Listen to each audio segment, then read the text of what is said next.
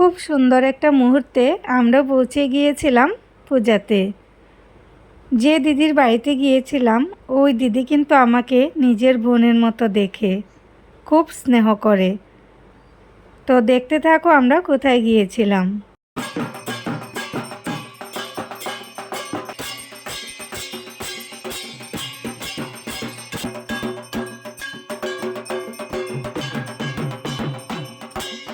যেতে একটু দেরি হলেও আমার মনে হয় ভালোই হয়েছিল, কারণ আরতির সময়ই আমরা গিয়ে পৌঁছেছিলাম।